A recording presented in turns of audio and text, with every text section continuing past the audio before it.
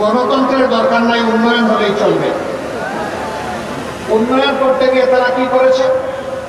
তারা রডের বদলে বাঁশ উপহার করেছে, সিমেন্টের সাথে ছাই মিশিয়ে দিয়েছে। বাংলাদেশ থেকে লক্ষ কোটি টাকা, 26 লক্ষ কোটি টাকা চুরি করে বিদেশে পাচার করেছে। অন্যায় যখনই করেছেন, অন্যায়ের প্রতিবাদ আমরা তখনই করেছি। আমাদেরকে একটা মিটিং মিছিল করার সুযোগ দেওয়া হয়নি, কিন্তু তাই বলে আমরা বসে থাকি। যখনই দেশ এবং জনগণের বিপক্ষে সরকার অবস্থান নিয়েছে, আমাদের সর্বোচ্চ সামর্থ্য অনুযায়ী আমরা রাস্তায় নেমে পড়েছি। আমরা যখনই একটা মিছিল করতাম, আমরা বুঝতাম আজকে আমাদের কয়েকটা লোক খুন হতে পারে, এখান থেকে ধরে নিয়ে গুম করে ফেলতে পারে, গুলি করে পঙ্গু বানায় ফেলতে পারে, মামলা দিয়ে জেলে নিতে পারে। তারপরেও শুধু আল্লাহকে পরোয়া করে, এগুলাকে আমরা পরোয়া করি নাই। আমরা বাংলাদেশের মানুষের সাথে ছিলাম। যেখানে খরা দুর্ভিক্ষ, যেখানে বন্যার খাওয়া, যেখানে বিভিন্ন ধরনের প্রাকৃতিক বিপর্যয় এসেছে, একটা মজদুর সংগঠন হয়েও সবার আগে মানবিক দায়িত্ব পালনের জন্য আমরা আমাদের ভাই বোনদের কাছে পৌঁছে গেছি।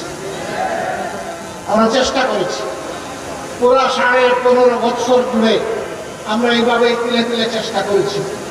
ওরা ওগুলোও সহ্য করতে পারে না, বিভিন্ন জায়গায় আমাদেরকে হুমকি ধমকি দিয়েছে। বন্যায় দেশ ভাসছে, নিজেরা কিছু করে না, মানুষ জনগণের কাছে যাবে একটু সহানুভূতি ভালোবাসা নিয়ে, সেইটাও সহ্য করে না। সুতরাং সকল অন্যায়ের বিচার হতে হবে, এ বিচার আমরা দাবি করি। কিন্তু তাই বলে আইন কেউ হাতে তুলে নেয়, এটাও আমরা পছন্দ করি না। আইন আইনের গতিতে চলবে, বিচার করতে গিয়ে কোনো অবিচার হোক, ওটাও আমরা চাই না। আমরা চাই ন্যায় বিচারের মাধ্যমে যার যেটা পাওনা সেই জন্য সেটা পেয়ে যায়। এইরকম একটা বাংলাদেশ আমরা করতে চাই। আমাদের সন্তানদেরকে আমরা আশ্বস্ত করতে চাই, তোমরা যে বৈষম্যহীন বাংলাদেশের স্লোগান দিয়ে বলেছিলে উই ওয়ান্ট জাস্টিস, আমরা তোমাদের সাথে আছি, আমরা তোমাদেরকে ভালোবাসি। তোমাদের অবদানের জন্য আমরা তোমাদের কাছে কৃতজ্ঞ এবং তোমাদেরকে আমরা শ্রদ্ধা করি। তোমরা আমাদের অহংকার, তোমরা আমাদের গর্ব। আগামীর বাংলাদেশ ইনশাআল্লাহ আমরা তোমাদের হাতে তুলে দিতে চাই। আমরা তোমাদের পাশে থেকে দোয়া করতে চাই, সাহায্য করতে চাই। মরার আগে আমরা দেখে যেতে চাই আমার প্রিয় বাংলাদেশ সাম্য এবং সৌহার্দ্যের বাংলাদেশ। আমার প্রিয় বাংলাদেশ একটা মানবিক বাংলাদেশ। এই মানবিক বাংলাদেশের জন্যই আমাদের সংগ্রাম, আমাদের সাধনা। এই সংগ্রামে আমরা আপনাদের সকলকে পাশে চাই, সাথে চাই। এই সংগ্রাম তখনই সফল হবে যখন আল্লাহর দেওয়া বিধান অনুযায়ী মানুষ ন্যায় বিচার পাবে। আল্লাহর দেওয়া বিধানের বাইরে কেউ ন্যায় বিচার নিশ্চিত করতে পারবে না, পারে নাই। আল্লাহর দেওয়া বিধান সমস্ত সৃষ্টির জন্য, শুধু মানুষের জন্য না। সমস্ত ধর্মের জন্য, নির্দিষ্ট কিছু ধর্মের জন্য না। যারাই মানুষ তাদের জন্য আল্লাহর এই সাম্যের বিধান। আমরা সেই বিধানের বাংলাদেশ করতে চাই। এইখানে বিভিন্ন ধর্মের ভাইয়েরা এখানে বক্তব্য রেখেছেন। জামাতের কাছে তারা প্রত্যাশা ব্যক্ত করেছেন। আপনারা দোয়া করুন যে কথাগুলো আমাদের মুখ দিয়ে বের হয়, আমরা যেন সেই কাজগুলো করতে পারি। আমরা যেন জাতির সাথে প্রতারণা, ধোঁকাবাজি না করি। আমরা যেন জীবন দিয়ে হলে আমাদের কথা রক্ষা করতে পারি।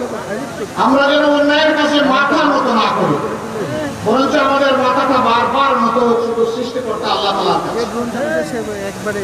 মহান আল্লাহ আমাদের সহায় হোক। আপনারা কষ্ট করে সবাই এসেছেন, সবাইকে আমার পক্ষ থেকে ধন্যবাদ, কৃতজ্ঞতা এবং অভিনন্দন। আমাদের সালাম নিয়ে ঘরে ঘরে পৌঁছে যাবে। শান্তি, সাম্য এবং মানবিকতার এই আবেদন, এই দাওয়াত নিয়ে, কোরআনের দাওয়াত নিয়ে আপনারা ঘরে ঘরে পৌঁছে যাবেন। দিনাজপুরের একটা ঘরও যেন এই দাওয়াতের বাইরে না থাকে, আমি আপনাদের কাছে সেই আহ্বান জানাবো। আপনারা পারবেন তো? ইনশাআল্লাহ পারবেন। সাম্যের এবং মানবিক বাংলাদেশ গড়ার জন্য আপনারা প্রস্তুত? তাহলে কিন্তু আমাদের লড়াই শেষ হয়নি, সংগ্রাম শেষ হয়নি। সংগ্রাম তখনই শেষ হবে যেদিন সত্যিকার অর্থে একটা মানবিক বাংলাদেশ গড়ে উঠবে।